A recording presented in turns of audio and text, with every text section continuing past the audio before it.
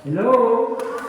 Tandaan natin, ang kasalanan ay gustong-gusto ng kaaway. Kaya huwag tayong padaig, sabi nga ng Romans 12, verse 9, huwag kang magpadaig sa masama, kundi daigin mo ng mabuti ang masama. Pangalawa, nasa kinakain, kaya tayo kakasakit. Nanay pa hindi ko yun Bakit po? Pag sobra, tigilan na. Amen? Kaya nakakasakit Noong unang panahon, marami na mamatay po sa gutom. Ngayon, marami na mamatay sa katakawan. Sabi mo sa tabi mo, hindi ko yun. Yes. Ang ganda ng sinasabi ng Ecclesiasticus 37:27. Balik tayo sa pagkain. Napakalaga ng pagkain. Kailangan natin yan upang mabuhay. Amen. Pero ang pinag-usapan natin, pag sobra, nakasasama. Pagtikim, nakabubuti. Yung mga umati ng handaan, makinig, walang masamang umaten. Magkinti ka, doon sa nakahain. Doon kasi, doon pa lang natin, ay, ang sarap pa. Lord, hindi mo na ako magdadayo. Kapatid tandaan mo. Ecclesiasticus 37:27. Pakinggan niyo po. Anak ko, sa bubuhay mo laging mong alagaan sarili. Huwag kang kakain ng pagkain makapipinsala sa'yo. O alam mo na kung ano makapipinsala. Amen? O. Hindi lahat ng pagkain nakabubuti sa katawan. Hindi lahat ng kain sa sarapan sa lahat kakain doon sa hinain. Napagkakasakit ang pagkain ng labis. Hello? At ang katakawan na uwi sa sakit ng tiyan. Hindi ko hindi yan, basahin niya. Ecclesiasticus 37:22. Marami namatay na sa katakawan. Iwasan nito, kahaba ang buhay. Para sa Lord. Aking tuwa yung community sa akin. Sapagkat, ano daw akong speaker, matipid. O, tubig lang, pwede na. O, nagkape kami kanina, sa rumbali na. Nalilito talaga ako namin kay Nanay Kelly. Sino ba yung kasama ko ng kape? Opo. O, yun. Hindi siya nakakape, nakapagkape, hindi sa akin. O, di ba? Doon lang makikita mo. Kaya yung pangangailangan ng katawan, hindi ka kailangan ng gamot Nasa sa'yo kagalingan. Sabi ko sa kanya, kontrolin mo naman. Yes. Self-control. Amen? Gusto ko yun Bibili ng tama, brother. Di pa inako naman dyan Kapatid. Huwag matigas ang ulo. Sabi mo, huwag matigas ang ulo. Di ba na matigas ang ulo, huwag na matigas ang puso. Pag matigas ang ulo, pag malambot ang ulo, patay ka. Yes? Sabi rito, maraming pinagaling. Pangalawa, sabay-sabay, sino gusto magkaroon ng heal? Kanina, number 1, pakibalik. Sabay-sabay. Ano po sa Tagalog? Pangalawa, sa Tagalog. Sinabi ng babae sa sarili, mahawakan ko lang ang damit. Pamilyar ito Kahit hindi tayo na dinudugo, inaga sa mga lalaki, pero nakita niyo yung faith. Ang pinag-usapan dito yung pananampalataya. Hawakan ko lang ang kanyang damit, gagaling ko. Imagine mo. Maramdaman mo ba sa doktor? Mahawakan mo lang yung damit ng doktor, gagaling ka? Wala, puro gamot. Puro gastos. Amen? Dito, matigal na priority, makinig ka. Tanggapin yung araw ng pagpapagaling ng Diyos, yung pangako niya, uwi ka, malaya. Para pangasin ko. Maraming mo yung totoo, maging witness tayo ng Lord. Amen? Kaya nga sa lahat ng dako, ipagbunyin natin, ipangalandangan natin, ibahagi natin ang kabutihan ng Diyos sa buhay. Kaya kalabang si Sherry, dahil mabuti, mas masarap magpasalamat na nagtagumpay ka sa sakit at sa problema. Yes, bakit? Doon na yung buhay ko ko. Doon tungkulan ko. Nagpapasalamat ako sapagkat ginaya ka kanina. Okay, nandun tayo. Pero ang pinakaseto, pinakapunto ng pagpapasalamat mo kung paano ka nagtagumpay doon sa pinagdaanan ng problema. Amen? Palakpakan natin. Ano ang sabi na awitin? Pakinanda, di ka nagkulang. Ayan. Binanggit ko na kanina. Ayan. Ano ang sabi? Biro mo pag ka sa awitin ito, di ka nagkulang. Sabay-sabay. Dagdagan mo, Lord, di ka nagkulang. Tapos ang dalawang kamay pinabayaan ng Diyos. Tingnan mo nga.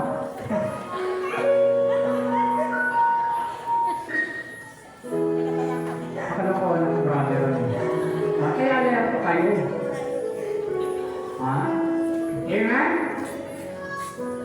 Sabi doon, di ka nagkulang. Wala na.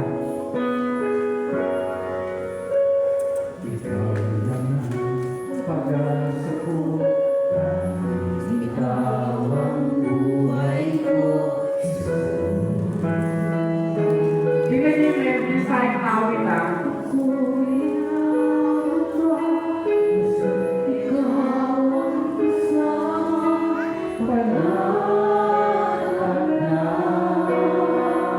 Sabay-sabay.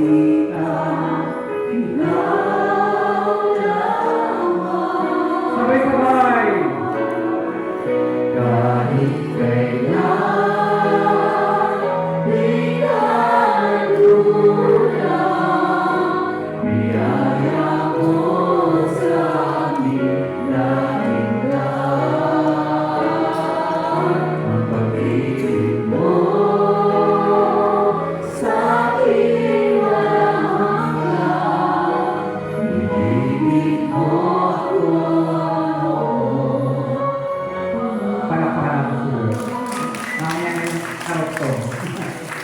Tandaan natin, pinagaling ka ng iyong pananampalataya.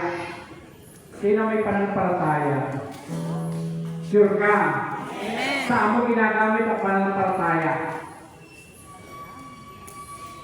Sa mga problema, sa mga pagsubok.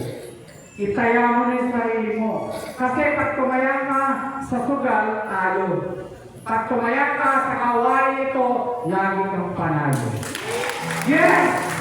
Makano mo? Maraming gusto pumunta o matindi dito, naka-wheelchair, bedridden, may kanin ng buhay. Kaya sabi mo sa kanya mo, salamat sa Diyos. Nandito ka. Isang malaking pruweba na kabutihan ng Diyos nandito ka. Amen? Na dati sa lumabang buhay natin na nag-iisip tayo, dati mo kaya ako, baka bukas wala naman yung makakain. Ang tandaan mo. Ngayon, nakitiwala ka na nananampalataya ka na. Amen? Yes? Bakit po sa pananampalataya mo, may nangyayaring milagro. Kaya diba sa milagro? O, taas na kamay na walang hanap buhay. O, milagro. Hanap buhay, wala. Amen? Hello? Bakit? Yung mga charismatic, nagluto na ang palaya ng itlog. Wow! Ang dami! Nang paling yung kapitbahay, wala tayong ulang nanay. O, nagpadala ka. Wala pa natin. Marami nga, sinali lang ka ng biyaya sa iba. Amen? Lahat tayo may give up healing. Sabi ko nga, minsan, dumadating ang punto, hindi ako ang naglilihin. Yung mga elder. Kasi lang tayo may give up healing. Amen? Kaya ako nagpa-pray over kay Nani Faye kanina. Kasi, alam ko, nagtitiwala kayo sa Diyos na mayroong maganda mangyayari sa lamig. Number 3. Healing. Sabay lang. Healing. Ano gusto mo? Healing? Healing? Healing. Minsan natin tayo, iling tayo ng iling. Pero gusto natin gumaling, pero ayaw natin gumalo. Hello? Mas gusto mo ba pumunta sa ospital, pumila sa butika, kaysa umatin ng prayer meeting? Tingnan natin mabuti. Logic. Maraming gusto pumunta sa butika, sa doktor, kaysa sa prayer meeting. Ang nangyayari pa na ating prayer meeting namin, ano yun? May awitan, may saya. Ano nga yun? Lalo yung mabuting balita na ipahayag nung manggagawa ng padadala pa yun. Ano nga yun? Pagka sa prayer meeting, may kainan. Anong oras? Ano? Sabi mo sa tabi mo, ikaw ba yun? Nangyayari na siya. Ayan. Sa isang lungsod, narito ang may isang lalaking puno ng keto. Hindi ba sa keto ang puno? Walang taklagyan. Taas ang kamay na sa loob ng isang buwan, puno siya ng problema. Pag sa loob ng buhay tayo, isa na solusyon, lubid. Tapos, ang problema, lubid. Ay, hindi. Ang taong nagigipit, Jesus, humihigit ang kapit. Yeah? So, bakit kailangan na nagagawa ng milagro at himala sa buhay mo? Amen? Amen! Pangatlo, yung pagkakasala, ito yung nagiging malaking hadlang nagiging hadlang at balakid kung bakit hindi dumali ang kagalingan ng biyaya sa buhay mo. Amen?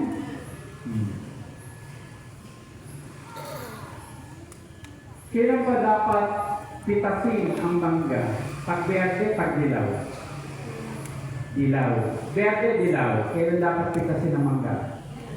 Dilaw. Berde o dilaw? Kailan dapat pitasin ang mangga? Dilaw. Dilaw po. Yan. Ako tanongin mo, kailan dapat pitasin ang mangga? Pag berde, pag dilaw? Pag tulog na ang may-ari. Kasi ganyan eh. Maraming na tao na hindi pa nakukumpisa yung pagkakasala. Kasama po ako doon, gagawa naman ng kasalanan. Kayo mga kabataan, tandaan natin, magiging magulang din kayo. Never na never na huwag niyong pagsasalitaan ng hindi maganda magulang. Sakit po yan. Mga anak, makinig. Hindi ako para i-share sa inyo. Para sa inyo din po. Tandaan. Amen? Bakit? Sabi mo sa 1 Peter chapter 5 verse 5. At kayo ng mga kabataan, pasakot kayo sa mga matatanda, elder. Pag nandito kayo sa community, yung mga nanay nyo, yung mga elder. Pag nasa inyo kayo, yung nanay nyo mismo, yung nagluwal sa inyo. Pasakot kayo sa mga matatanda, maglingkod kayo sa isa't isa at magpakababa. Amen? Sabi mo sa katabi mo, behave ka ba? Pag may nagsasalita, dapat makinig. Amen? Naku, nagmani pwede, galit na yata sa akin. Uwi na ako. Okay. Hello! Okay. Tandaan natin mga kapatid, sila ang gagalitin ng Panginoon. Kaya nga mga anak, nandito kayo. Amen? Pag sa eskwela ba, ang nagsasalita ng teacher, naguntahan kayo, o anong mangyayari sa inyo? Mahalaga po ito, tandaan nyo. Ako po kasi straight to sa word of God eh. Nasasayang eh. Yan. Kaya makinig mga anak. Mamaya sa pag-uwi nyo, bitbit nyo, dala nyo, iuwi nyo yung biyaya na galing sa uwi. Karamihan kasi akala na biyaya material mo. Tandaan nyo, mayroon maganda mangyayari sa inyo. Sinisigurado ko. Kasi may kapangyarihan ng salita. Sinisalita, walang iba kundi ang Diyos. Amen. Amen! Okay, next. Sabay-sabay. Okay, music, pakiyan yung mic. Jesus healed the heart and spirit. Pakihawakan ng puso. Pag nagkasakit po ba puso, nakikita nyo. Kayo naramdaman. Ano gagawin nyo? Ilalapit nyo. Sasambulin nyo. Amen? One pioneer isang charismatic, 21 years old. Kinakabahan. Lakas ng kanya. Pumunta doon. Dok, ngayon ang nangyari sa akin ko. Bakit kinakabahan ako? Pakitignan niya. Nako! May cancer ka. Pambira mo, tumpok na ito. Alam mo, sa totoo lang, Hindi na nervous, hindi na takot. Pero ang takot ay kabalong parusa. Kaya gawin mo parang, Dok, may pera na ako. Ako, lalo namin yung doktor, may pera. O operahan. Kaya kinakabahan talaga ako, Dok, kahit na may pera ko. First time ko magpapa-opera. Hindi yung doktor. First time din ako mag-o-opera. Kapatid, huwag ka nang magpakasakali, nandiyan ang Diyos. Hindi siya nakafocus sa kasalanan mo, sa kapalipakan natin, tanda natin. Ang mahalaga sa Kanya, yung nilalapit mo, kaya ipagkaloob, kaya padalunin sa galing. At nang lumubog ng araw sa lahat ng mga may sakit na sari-saring karamdaman. Everybody say, sari-sari. Katulad yung kakanin may sapin-sapin, may biko, may minsan hindi pa natatapos sa isang sakit, ayaw na naman. Tanong, sino gumagawa ng sakit? O, tingnan niya akin. Saan kanino? Tayo. Kaya minsan magkakaroon tayo, Lord, bakit ako may sakit? Sasagot si Lord, ako ba kumain? O yan. Kaya nagdinig. Amen. Pag nakasasama, tigilan. Pag nakabubuti, lantakan mo. Hello? Importante kasi na makita natin, hindi lang yung logic, yung bago katotohanan. Sapagat wala namang tutulong sa'yo. Napakalang doktor. Kapag ito mo, kung hindi ka sigurang, yan mo ng pila, sabutin ka. Amen? Ano pa sa puga? Ano nakakawan-tawa, ha? Kaya importante po, napit tayo sa gawain. Dalawa yung lahat. Ang mga prayer meeting. Angang ako dito sa amazing. At sabi rito, pinapon niya ang kanyang kamay sa bawat isa at sila'y pinagaling para sa iyo. Mamaya, ilan po ba yung elders? Nanay Kelly, nanay... Ilan po yung elders? 20. Para po madali, 20 na ito po bumabala sa 20. Wala po. Wala yung... Ilan na po yung elders dito? Meron po ba kayong minister ng healing? Wala? Sige po, punta po doon yung gusto mag-layers mamaya, diyan muna kayo namin kayo. Sige po, abang ko na sa salita. Para po lang kayo mapalagalapan. Sige po, namin kayo, bahala ka namin mamili, kahit 5, kahit 10, bahala ka po. Pakianin po, kayo gagamitin niyo. Okay, nangulog ang araw ng lahat ng mga may sakit, nasari-sari karamdaman, dinala sa kanila, ipinatok kanilang kamay, at bawat sa kanila ay pinagaling ni Jesus. Do you believe that God can heal this night? Ano ang gusto mong pagalingin? Hilingin mo mamaya. At kasama mo na yung mga mamahal sa buhay, hindi lamang sakit, may mga problema, may pinagdadaanan, isama sila. Maging daluyang ka, instrumento ng kagalingan sa iba. Palakpan natin sila. Next! Jesus healed the mind and yung spirit. Ang utak, ang isip ng tao ay yan, suktirya ng kalaban. Lalo kabataan mo yun, tandaan yung mga anak. Huwag na huwag kayong papayag. Palagi kayong manalangin kasi powerful ang prayer. Tinutokso kayo ng kalaban sa pamagitan ng kapwa. Kabataan, pray kayo. Lumayo kayo, pray kayo. Ano ang sabi ng James 4:7, Santiago 4:7? Sabi doon, lumapit kayo sa Diyos at lalapitan Kanya. Amen? Kaya yung paglapit mahalaga eh. Pag may problema ka, sabi dapat ilapit. Hindi sa kaibigan. Una, sa Diyos, pangalawa sa magulang. Dahil dependency may panahon na hindi kayo nagkaunawaan, maaaring ibigan sa iba. Kaya magtiwala tayo una sa Diyos. Amen? Nang makita ni Jesus, ang palatandaya sinabi sa paralitiko, anak, pinatawad na ang iyong kasalanan.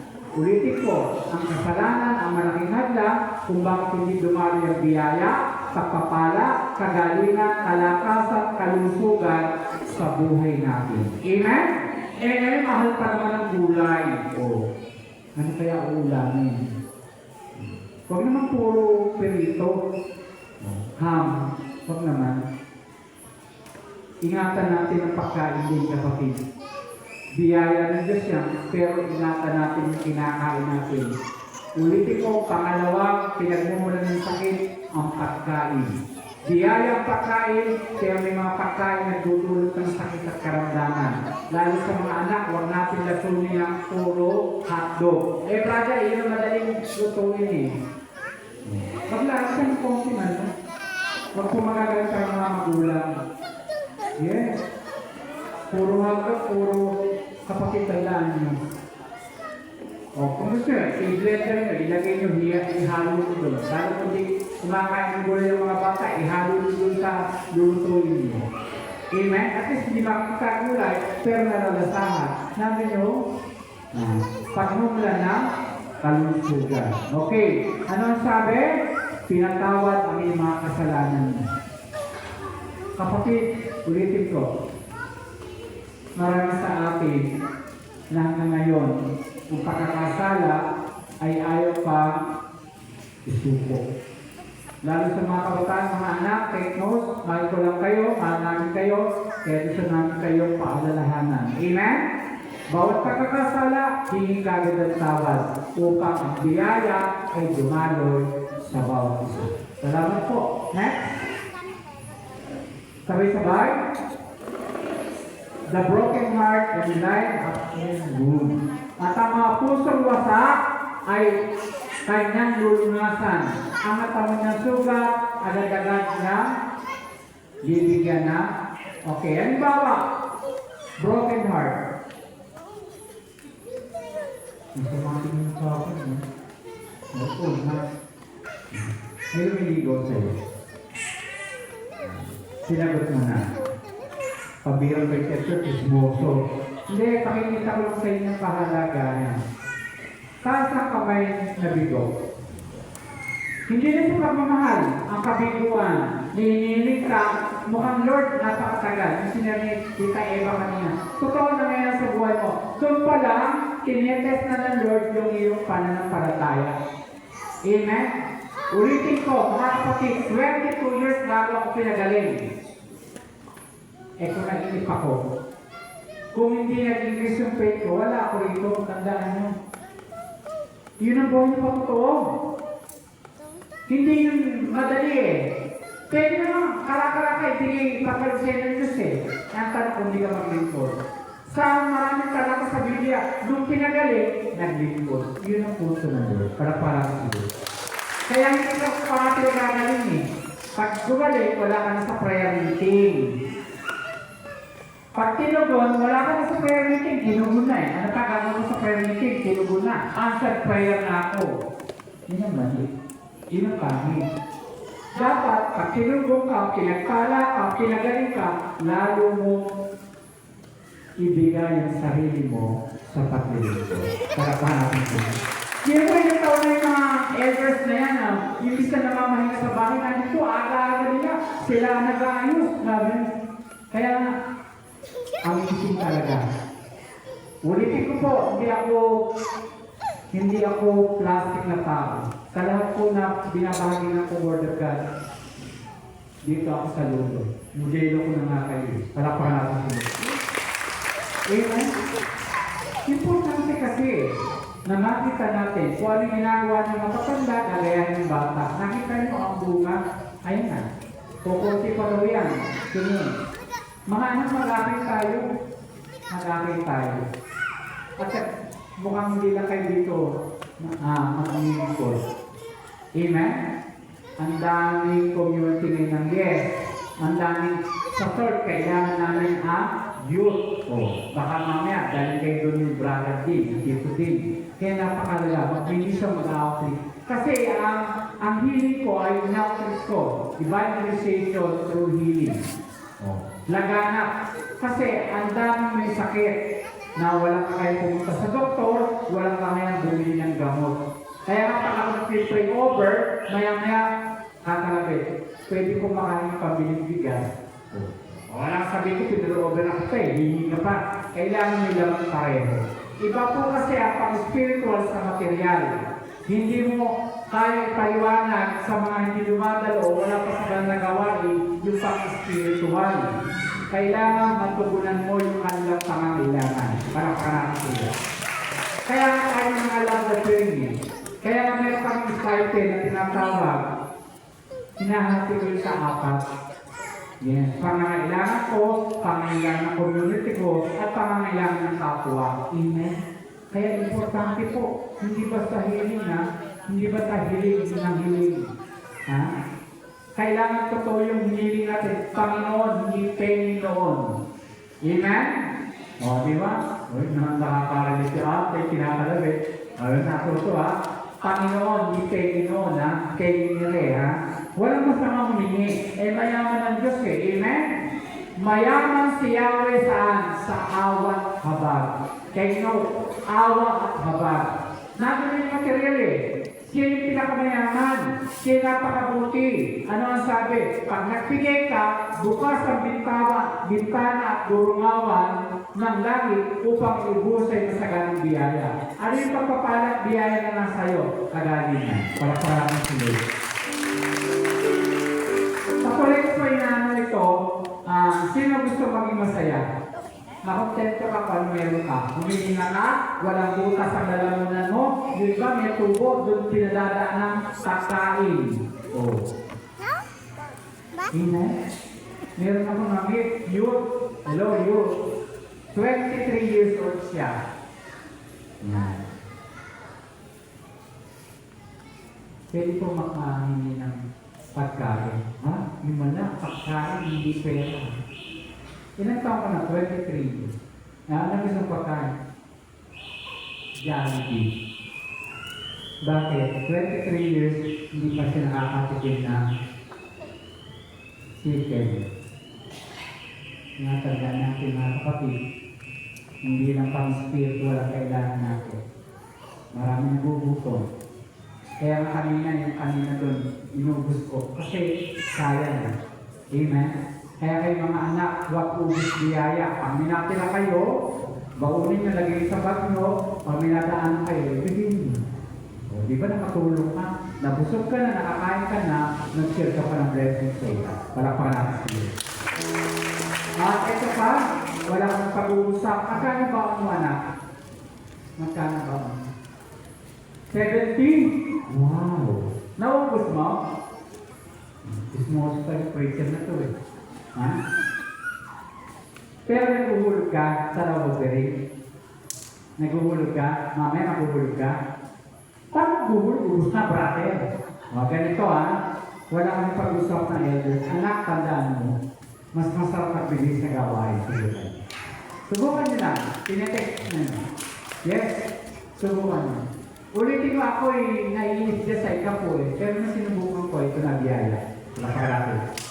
Buhay kalusugan. Subukan mo na. Tanda mo, wala tayo ali-alian. Kung ano meron ka, share mo. Saan yung share? Sa gawain ng Diyos. Tanda niya, sa gawain ng Diyos. Subukan nyo na. O anak, alam mo na. Hoy, anak ko, look. 70. Pwede mo itabi yung 5 piso o 10 piso. Mag-share ka. Susunod ha. Hoy, dito sa Pilitan ha, bukal sa puso ha. Kaya ko lang pinanaw, subukan nyo. Hindi lang kagalingan. Biyaya, maakaw. Palapanak sila. Kaya pinag-usapan natin, yan. Galing sa puso. At kung paano, pag nagbigay ka, kagalingan ang ibabalik sa iyo. Di ba pag nagbigay, no, hindi ako nagbigay, kahit walang bumabalik mo sa iyo. Yung kalusugan mo, magkano. Yung hininga mo, busy na lang sa oras. 24 oras huminga. Yung oxygen, magkano isang ganun na, isang bag, magkano oxygen. Ganun mo lang pagbatayan, kapatid. Sa maliliit na bagay na ginagawa ng Diyos araw-araw, yung lakas mo, amen? Nakangingiti ka sa dami ng problema. Oh, amen? Doon pa lang, biyaya. Doon pa lang, pinagagaling ka na. Marami ngayon, hindi nakakangiti. Pero ikaw, tatad ka ng problema, pagsubok, nakangiti ka sa'yo. Hello! Amazing! Hello! Hi! Happy! Happy! Yan. Kahit anong pagsubok, nakangiti ka. Ulitin ko ang sa bagay. Proverbs, sabi doon, 17:22, ang pagmasaya ay mabuti sa katawan. Ang malungkotin, unti-unti mamamatay. Delikado ka. Ngumiti ka. Amen? Nagpapapagayon ko ang pangiti. Amen? Yes. Last na ba? The blood of Jesus heals all kinds of sickness and disease. Everyone say, all kinds of sickness and diseases. Hindi ka tulad ng doktor at ng gamot, pahiyangan yan. Si Lord, anumang uri ng sakit, kaya ng pagalingin at lusawin. Para natin si Lord. Ang gamot, naalulusaw ng katawan. Ang kapangyarihan ng Diyos, naalulusaw ng mga uri ng sakit at karamdaman na hindi kayang gawin ng ninuman. Sa pamagitan ng walang ng Espiritu, iniyari ng Diyos ang kanyang sarili bilang handog na walang kapintasan. Ang kanyang dugo at naglilinis sa ating puso at isipan. Sapagkat gawain walang kabuluhan upang tayo makapaglingkod sa Diyos na walang nabuhay. Everybody maglingkod. Gano'n ba kahalaga ang paglilingkod? Napakahalaga. Napakahalaga. Nag-skip ka pa lang, aatin ka, biyaya yan. Para sila. Oh, ganito yun. Oh, yes! Patat maaga ka pa, dobling biyaya yan. Amen? Patat nakikinig ka, tripling biyaya. At higit sa lahat, 10 doble ang biyaya mo kung ipinsa sa buhay mo. Kaya natin siya. Sabi nga kung pag pinakikira mo lang bawat salita, sa dami ba naman bahagi rito hindi natin matatandaan. Ang mahalaga doon, yung aral na maiiwanan, yung sa pag-uwi nyo, ano yung natutunan nyo? Isang salita lang, kagalingan. O halimbawa, ang tapos sa pili, kagalingan. Paano ka magagaling araw-araw? Alam mo na ang mga dapat gawin. Amen? Umiwas sa mga pagkain na kapagkakasakit. Palakpakan natin tuloy. Next. Yeah. Jeremiah 30 verse 17. Sabay-sabay. Wala po akong nangli. Ibabalik ko ang kalusugan. Sino gustong ibalik ng Diyos ang kalusugan? Nasa kayo desisyon o wala sa akin. Dahil tinutulungan ko lang kayo sa aral ng Diyos. Ibabalik ko sa inyo ang kalusugan at pagagalingin ang lahat ng mga may sugat. Para sa Lord. Mga anak, makinig.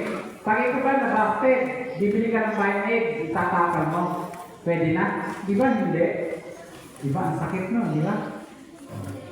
Yes. Taas ang kamay na inlove. Na inlove. Taas ang kamay na inlove. Mga anak, hindi ka na inlove. Taas ang kamay na inlove. In love kami kay Lord. Yoy, na inlove.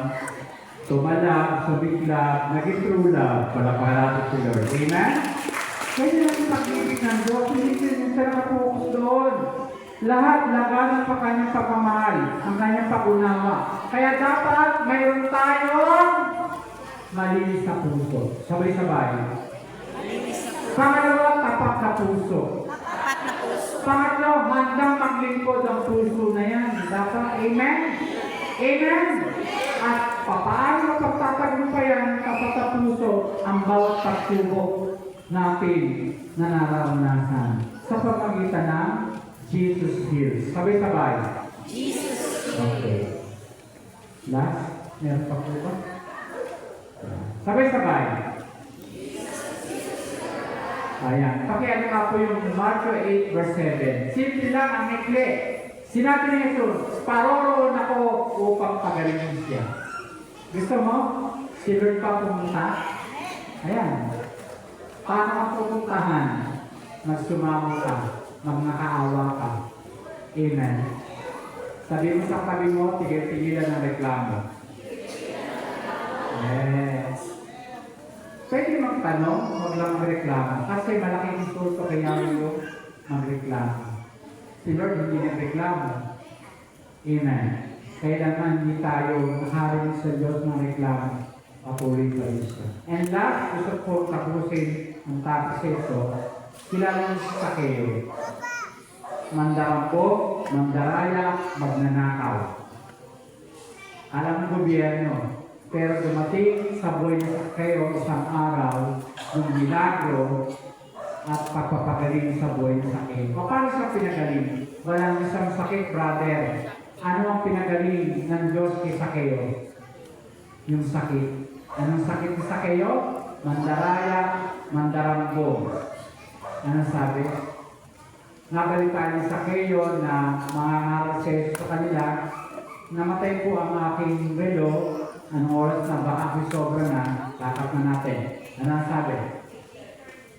Oh, hanggang ulit lang kayo? Sige po. Tatapusin na natin dito. Okay, ano sabi? Dali-dali pumunta sa Sakeo sa lugar nila. Amen? Si Sakeo, tanda. Ang mahalaga kay Sakeo, gumagawa ng paraan. Sabay-sabay. Gumagawa ng paraan. Gumagawa ng paraan. Kailangan gumawa ng paraan pag may sakit ang anak mo. Amen? Kahit pangutang mo. Totoo hindi. Pag walang nakain na gagawin mo, gagawa ka ng pag maniningil ng bumbay, ang ginagawa mo. Kayo na masabi mo. Alam ko, gagawin pa kayo, wala tatago. Mali yun. Harapin ko, wala naman kayo babay. Tatago pa kayo, kayo. Naku. Susunod ko kayo sa, kay pautangin. Sa kayo ko, gumawa ng paraan upang makita si Sakeo. Anong ginawa niya? Hindi niya makikita si Jesus. Umakyat siya sa puno ng alatri. Alatri? Ano puno yun? Ano na? Sycamore. Uy, nandun siya. Saan ka lugar doon? Nandun ako Sycamore. Ngayon, sabi mo na siya, Sakeo! Ngayon, di mo baka. Uso na chismosa nun. Bakit makikisalo ang Panginoon sa makasalanan? Anong tugon ng Panginoon? Narito ako, hindi pa tawagin ng mga banal, hindi sa mga makasalanan. Alapan natin siya. Hindi nangangailangan ng magagamot ang walang sakit. Kaya nga nandito ang Diyos upang tayo pagalingin sa dami nating mga problema at sakit at alalahanin. Handa ka na ba ngayon? Tumiyo tayo na. Paroon ako at pagagalingin siya. Sa ngalan ng Ama, ng Anak ng Espiritu Santo. Labas po tayo sa upuan. Muli, close your eyes. Open your heart sa oras. Muli humingi tayo ng awat habag upang lumaloy ang himala at pagpapagaling at biyaya sa araw-araw sa ating buhay. Panginoon, narito kami, kilalang buwag isa, alam mo ang aming mga pinagdaraanan ng kailangan, tahimik lang tayo mga anak, tayo nananalangin, tahimik lang, upang tayo tugunin ng Diyos. Kapatid, ano ang mga dalahin mo, mabibigat man yan, isuko mo sa Panginoon. In Matthew 11:28-29, the invitation of Jesus, hali kayo, lumapit kayo sa amin lahat, na napapagal at pabibigatan sa mga pasan at kay aking pagpapamahan. Magaan ang aking pamatok at pagkakaroon sa inyo ang katugunan, ang kasagutan. Kaya sa oras ito, sandali. Music ministry, di ka natulad. Yung huling salsa. Hallelujah.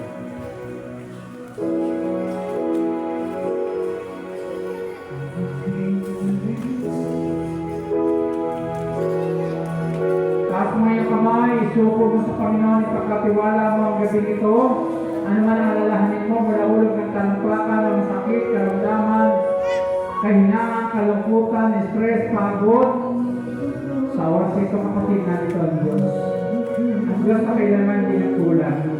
Ang Diyos na tapat sa kanyang pangailangan. Ang Diyos na hindi sinungaling. isuko mo ngayon pagkatiwala. Sabay-sabay kahit kailan.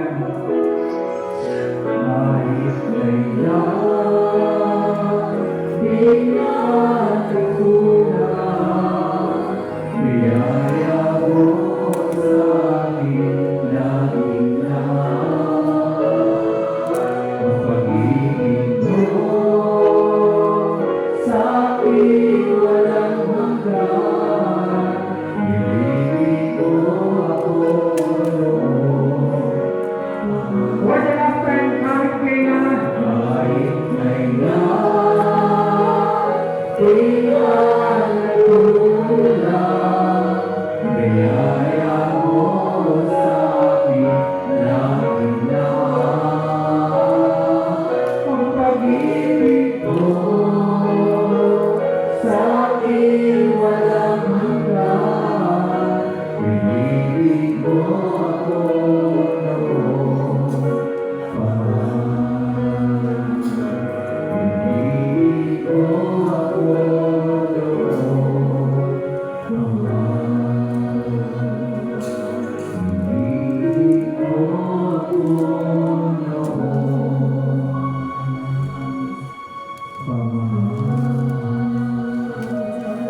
Mga kapatid, sa worship tuwidlan, ihanda mo yung sarili, tanggapin natin ang kapangyarihan, ang pagpapagaling na dahil sa Diyos. Exodus 15:26, I am the God that healing you. I am the Lord your heal now. Handa ka na ba?